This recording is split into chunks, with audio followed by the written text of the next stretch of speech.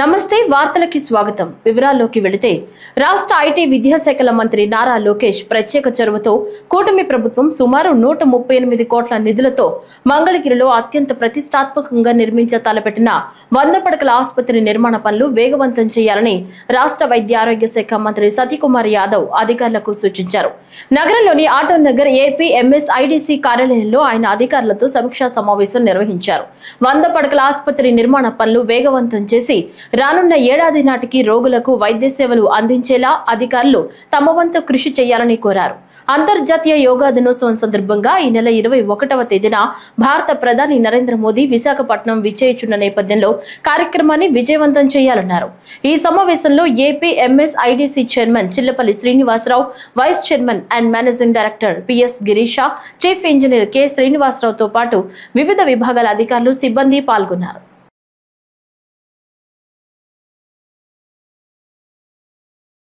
వ్యవసాయానికి సాంకేతికతను జోడిస్తే రైతులకు మేలు చేకూరుతుందని, వ్యవసాయ రంగంలో డ్రోన్ల వాడకం గేమ్ చేంజర్ గా మారనుందని కొత్తపేట ఎమ్మెల్యే బండారు సత్యానందరావు అన్నారు.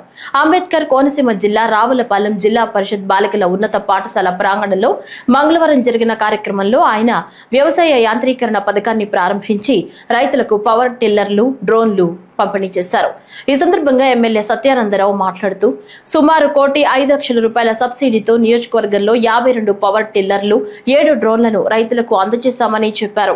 వ్యవసాయ రంగంలో నానాటికి పెరుగుతున్న పెట్టుబడులను నియంత్రించి అధిక దిగుబడులను సాధించేందుకు వ్యవసాయ యాంత్రీకరణ ఎంతగానో దోహదం చేస్తోందన్నారు.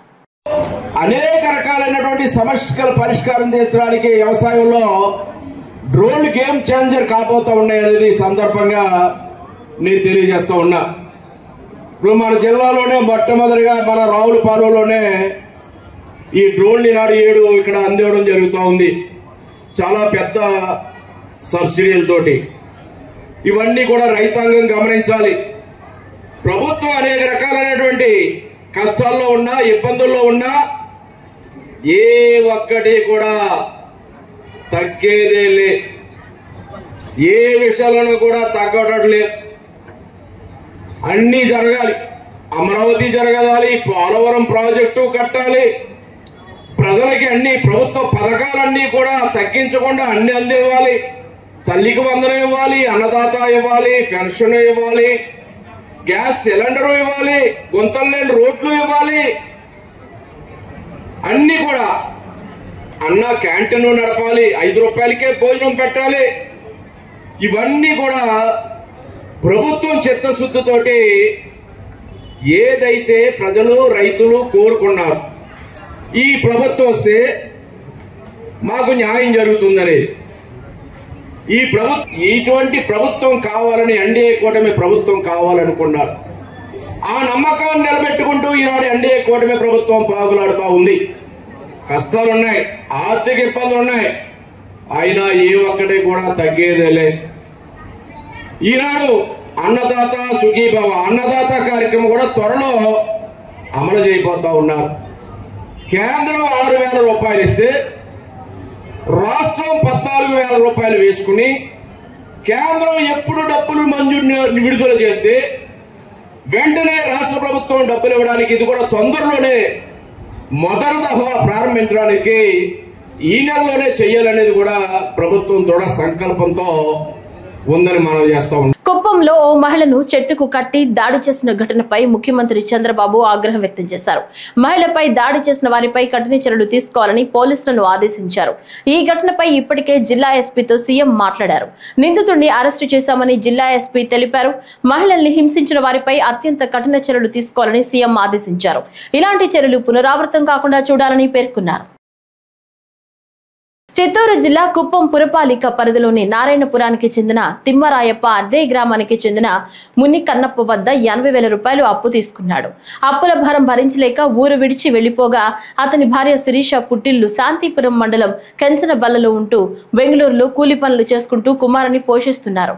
ఈ క్రమంలో సోమవారం నారాయణపురం పాఠశాలలో కుమారుడి టీసీ తీసుకునేందుకు వచ్చిన శిరీషను ముని కన్నప్ప, అతని భార్య మునెమ్మ, కుమారుడు రాజా, కోడలు జగదీశ్వరి పట్టుకుని భర్త తీసుకున్న డబ్బు డబ్బు చెల్లించాలని ఆమెతో వాగ్వాదానికి దిగారు.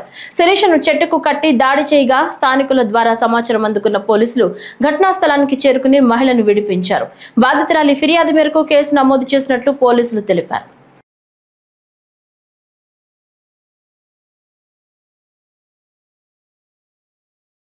పోలీసుల వేధింపులు భరించలేకే నాగమల్లేశ్వరరావు ఆత్మహత్య చేసుకున్నారని, ఆయన కుటుంబానికి భరోసా ఇవ్వడానికి తమ అధినేత వైఎస్ జగన్మోహన్ రెడ్డి ఖచ్చితంగా వస్తారని వైఎస్ఆర్సీపీ నేతలు కుండబద్దలు కొట్టారు.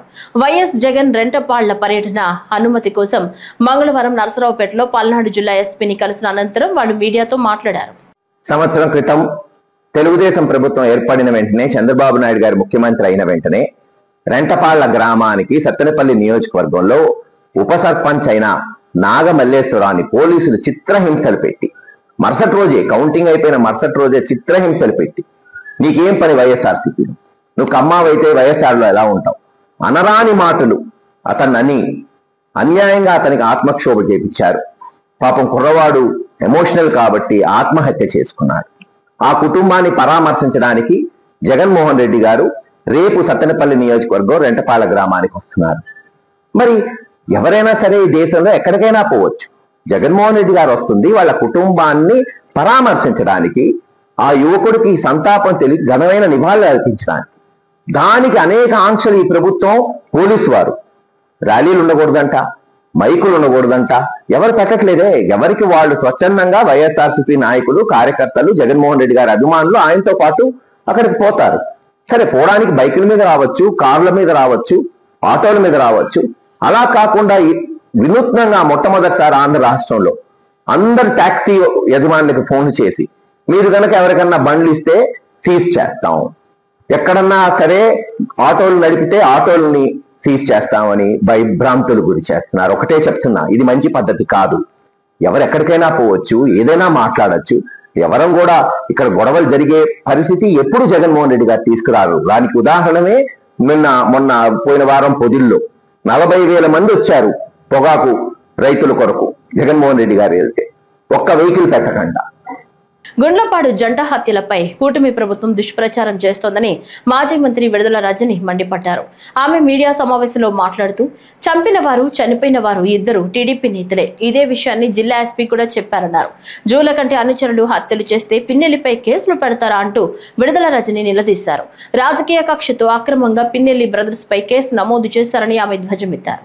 మరి ఈ రోజున ఈ కూటమి వచ్చిన తర్వాత ఈ అరాచకాలు తట్టుకోలేక అందరూ కూడా రోడ్డెక్కి జగన్మోహన్ రెడ్డి గారు వస్తుంటే ఈ రోజు మద్దతు తెలుపుతున్నటువంటి పరిస్థితి మనం చూస్తా ఉన్నాం రాష్ట్రంలో. మరి ఇలాంటి పరిస్థితుల్లో ప్రజలు స్వచ్ఛందంగా నేచురల్ గా జగన్మోహన్ రెడ్డి గారు లాంటి ఒక మంచి చరిష్మా ఉన్నటువంటి నాయకుడు, జగన్మోహన్ రెడ్డి గారు అంటేనే జనం. మరి ఆయన వస్తున్నాడు అంటేనే ఎవరు ఏమి ఆర్గనైజ్ చేయాల్సినటువంటి అవసరం లేదు, ఎవరు ఏం చెప్పాల్సినటువంటి అవసరం లేదు. నేచురల్ గా జనం అనేది ఈజ్ అ క్రౌడ్ పుల్లర్. మరి వారు వస్తూ ఉండగా ఇంతమంది అంతమంది అని చెప్పి ఈ రోజు పోలీసులు రకరకాల ఆంక్షలు విధించి అట్లా చేయాలి, ప్రోగ్రాం 100 మందితోనే చేయాలి ఇట్లా అని చెప్పి అనేక మాటలు చెప్పి ఈ ప్రోగ్రాం పట్ల ఒక అభద్రతని ప్రజల్లోకి పంపించి ప్రజల్ని కన్ఫ్యూజ్ చేసి దీన్ని ఒక రకంగా ఫెయిల్ చేయాలనేటువంటి ఒక ఉద్దేశంతో పోలీసులు వేస్తున్నటువంటి అడుగుల గురించి మనం చూస్తా ఉన్నాం. కాబట్టి మేమందరం కూడా ఈరోజు వచ్చి ఎస్పీ గారిని కలిసి ఏ విధంగా ప్రోగ్రాం కండక్ట్ చేయబోతున్నాం, అసలు ఏంటి ఈ ఒక ఇష్యూ ఈ కాజ్ మీద వస్తున్నారు, ఇదేదో వేడుక కాదు, ఇదేదో ఇంకొక ఇష్యూ మీద ఏదో ధర్నానో ఇంకోటి కాదు. కేవలం ఆ ఫ్యామిలీకి ఒక భరోసాని, ఆ ఫ్యామిలీ గోత్రు అవుతున్నటువంటి ఒక బాధకి భరోసానిస్తూ వారి ఇంటికి జగన్మోహన్ రెడ్డి గారు విచ్చేస్తున్నారు. దీనికి కూడా ఈ షెడ్యూల్ ఏంటి, అదేంటి, ఇదేంటి అని చెప్పి 100 కారణాలు చెప్పి కన్ఫ్యూజ్ చేస్తూ ఇబ్బందులకు గురి చేస్తా ఉన్నారు. మేము ఒక్కటే స్పష్టం చేస్తా ఉన్నాము, జగన్మోహన్ రెడ్డి గారు మీరు ఎన్ని ఆంక్షలు విధించినా, మీరు ఎన్ని ఆటంకాలు కలిగించినా రేపు ఆ కుటుంబాన్ని పరామర్శిస్తున్నారు, వారికి అండగా నిలబడిపోతున్నారు. రేపు రెంటపాలకు ఖచ్చితంగా వస్తున్నారు. రేపు ప్రోగ్రాం ఖాయమని చెప్పి మరొకసారి ఇక్కడ ఉన్నటువంటి జిల్లా ప్రజలకు మేము స్పష్టం చేస్తా ఉన్నాము. బెజవాడ బార్ అసోసియేషన్ న్యాయవాది జట్టి ప్రణీత్ కుమార్ పై దుండగులు అత్యంత కిరాతకంగా దాడి చేయడాన్ని ఖండిస్తూ మంగళవారం నాడు Jaggayyapeta bar association president Annepaga Sundararao ఆధ్వర్యంలో న్యాయవాదులు విధులు బహిష్కరించి నిరసన కార్యక్రమం చేపట్టారు. ఈ సందర్భంగా న్యాయవాదులు మాట్లాడుతూ న్యాయవాదుల రక్షణ చట్టం అమలును విజ్ఞప్తి చేశారు. ఈ కార్యక్రమంలో Annepaga Sundararao, EV Jagannatharao, Y Dhanunjayudu, Rayapudi Srinivasarao, Pasupuleti Satya Srinivasarao, M Krishnaiah, G Srinivasa Srinivas Goud, Dasari Nageswararao, Ganta Krishnaraju, M Anjaneyulu, Ankammaraju, Poola Nagaraju, Aleti Kishore, Bhikshamaiah, Desing రాజు, రాజశేఖర్, రవి తదితరులు పాల్గొన్నారు. విజయవాడలో మా న్యాయవాదిని దుండగులు అమానుషంగా న్యాయ ధర్మాన్ని పరీక్షించే పాత్రలో ఉన్నటువంటి మా న్యాయవాదిని దుండగులు కొడతా ఉంటే కనీసం పోలీసు వారు ప్రేక్షక పాత్ర పోషించి మాకు రక్షణ కల్పించలేదు. అందుకే మేము ఈరోజు రాష్ట్ర ప్రభుత్వాన్ని కానివ్వండి, కేంద్ర ప్రభుత్వాన్ని కానివ్వండి, ప్రభుత్వ కలెక్టర్ గారిని కానివ్వండి, ఎస్పీ గారు కానీ, డీజీపీ గారు కానీ, మేము మీ డిపార్ట్మెంట్తో పాటు న్యాయధర్మ పరిరక్షణకే కాదా పరిపాలన అడ్మినిస్ట్రేషన్ సజావుగా జరగడానికి, న్యాయస్థానాల్లో న్యాయం రక్షణలు సమానంగా పొందేదానికి మేము పాత్ర వహిస్తూ ఉన్నాం. అలాంటి వారికి మాకు రక్షణ లేకపోతే మేము ఏ విధంగా న్యాయస్థానంలో మా యొక్క వృత్తిని నిర్మించగలమో ఒక్కసారి పరిశీలించి న్యాయవాదులకి ప్రొటెక్షన్ చేసే చట్టాన్ని తీసుకొచ్చి న్యాయవాదుల వృత్తిలో వారిని రక్షణ కల్పించారని మా బార్ అసోసియేషన్ మొత్తం ప్రభుత్వాలను కానీ అధికారులు కానీ కోరుకుంటూ ఆ దుండగుల యొక్క దుర్మార్గ చర్యాన్ని పోలీసు వారు వెంటనే వారిని పట్టుకొని కఠినంగా శిక్షించాలని దండిస్తూ సెలవు తీసుకుంటున్నాం. బుట్టాయిగూడెంలోని కూటమి ప్రభుత్వం ఏడాది పరిపాలనపై వైఎస్ఆర్సీపీ పోలవరం మాజీ ఎమ్మెల్యే తెల్లం బాలరాజు మాట్లాడుతూ చంద్రబాబు పరిపాలన తన కోసమే, తన వారి కోసమే పనిచేస్తున్నారని విమర్శించారు. అశాంతి, అరాచకం, క్షీణించిన లా అండ్ ఆర్డర్, మహిళలు, బాలికలపై అఘాయిత్యాలు, వీధికో బెల్ట్ షాపుతో పరిపాలన సాగుతోందని, ఈ దుర్మార్గపు పరిపాలనపై కరపత్రికను విడుదల చేశారు. ఈ కార్యక్రమంలో మండల కన్వీనర్ రత్నాజీ, యాండ్ర రవి, వైసీపీ సర్పంచ్లు తదితరులు పాల్గొన్నారు. ఈనాడు కూటమి పాలన వచ్చి ఏడాది పూర్తయింది. ఈ ఏడాది పరిపాలన చూస్తే ఒక అరాచక పాలనతో ఈరోజు పరిపాలించారు. పూర్తిగా ఇచ్చిన హామీల్ని కొమ్ములో తొక్కేశారు. అవినీతి దోపిడీతోనే ఈరోజు పరిపాలన సాగుతుంది. గొంతెత్తితే ప్రజల తరఫున అక్రమంగా కేసులు బనాయించడం, అక్రమంగా నిర్బంధించడం, జైలుకు పంపడం కూడా ఈరోజు కొనసాగుతూ ఉంది. ఈ ఏడాది పరిపాలన పూర్తిగా చంద్రబాబు నాయుడు పరిపాలించడంలో విఫలమైపోయాడు. అవినీతిలో కూరుకుపోయింది కూటమి ప్రభుత్వం. ప్రజలకు ఇచ్చిన సూపర్ 6 హామీలను అయితే గాలికే వదిలేశారు. ఈరోజు ఒక్క హామీ కూడా పూర్తిగా అమలు చేయలేదు. ఇలాంటి పరిపాలన ఈ భారతదేశంలో ఎక్కడ కూడా జరగడం లేదు. ఒక ఆంధ్రప్రదేశ్లోనే ఈరోజు శాంతి భద్రతలు పూర్తిగా క్షీణించిపోయి ఒక ఎమర్జెన్సీ లాగా ఈరోజు రాష్ట్రాన్ని పరిపాలిస్తున్నారు. ఇలాంటి ప్రభుత్వము ఎన్నుకున్నందుకు ప్రజలు కూడా ఈరోజు చీకొడుతున్నారు. వాళ్ళు చంపాలని వాళ్ళే ఈరోజు చెబుతూ కొట్టుకునే పరిస్థితి వచ్చింది. ఎందుకంటే ఈ ఏడాది పాలనలో ఎన్ని హత్యలు జరిగినాయో ఈ రాష్ట్ర ప్రజలందరూ కూడా తెలుసు. డాక్టర్ బిఆర్ అంబేద్కర్ కోనసీమ జిల్లా జెడ్పీ బాయ్స్ హై స్కూల్లో రాత్రిపూట అసాంఘిక కార్యక్రమాలు జరుగుతున్నాయని, పక్కనే వైన్ షాప్లు ఉండటం వల్ల చుట్టుపక్కల ప్రజలు చాలా ఇబ్బందులు ఎదుర్కొంటున్నారని, అంతేకాకుండా స్కూల్లో పిల్లలకు ఆటంకాలు ఎదురవుతున్నాయని, వెంటనే వాచ్మెన్లను నియమించాలని వైఎస్ఆర్ కాంగ్రెస్ పార్టీ ఎమ్మెల్సీ కుడుపూడి సూర్యనారాయణ కలెక్టరేట్లో కలెక్టర్కు ఫిర్యాదు చేశారు. అంబేద్కర్ కోనసీమ జిల్లా పరిషత్కి చాలా వాల్యుబుల్ ప్రాపర్టీస్ ఉన్నాయి. స్కూల్లో కూడా కార్పొరేట్ స్కూల్స్కి ధీటుగా ఎడ్యుకేషన్ కూడా చాలా బాగా డెవలప్ చేశారు. ముఖ్యంగా ఈ గవర్నమెంట్ స్కూల్స్ అన్నిటికీ కూడా పెద్ద ప్రాబ్లం ఏంటంటే వాచ్మెన్ లేకపోవడం. వాళ్ళకి ఎంతో వాల్యుబుల్ ప్రాపర్టీస్ ఉన్నాయన్నీ కూడా కబ్జాలకు గురి అవుతున్నాయి, అలాగే దొంగతనాలకు గురవుతున్నాయి. ముఖ్యంగా డ్రగ్ పెడలర్స్కి మన హై స్కూల్స్ అన్నీ కూడా స్థావరాల కింద మారిపోయాయి. అలాగే క్రికెట్ బెట్టింగ్ బుకీలకి అని ముఖ్యంగా అవుట్ సైడర్స్ వాళ్ళ ఇంట్లలో స్థలాలు లేక మన ప్లే గ్రౌండ్లో 5 ఎకరాలు 6 ఎకరాల ప్లే గ్రౌండ్లో రాత్రులు వచ్చేసి ఇక్కడ అసాంఘిక కార్యక్రమాలన్నీ కూడా చేస్తున్నారు. దీని మీద మేము కలెక్టర్ గారికి రిప్రజెంటేషన్ ఇచ్చే వేళ ఈ హై స్కూల్ ప్రాపర్టీస్ అన్ని కాపాడాలంటే ఎంతో కాలం నుంచి వాచ్మెన్ లేరు, వాచ్మెన్ తక్షణం మీరు నియమించాలని మేము కోరాం. అలాగే డ్రగ్ పెడ్లర్స్ ముఖ్యంగా పక్కనేమో బెల్ట్ షాపులు ఇచ్చేసి హై స్కూల్ గోడ కానుకుని ఈ బయట వాళ్ళందరినీ కూడా స్కూల్లో తీసుకొచ్చి మరి అసాంఘిక కార్యక్రమాలను చేస్తున్నారు, ఇంక్లూడింగ్ ఉమనిజం.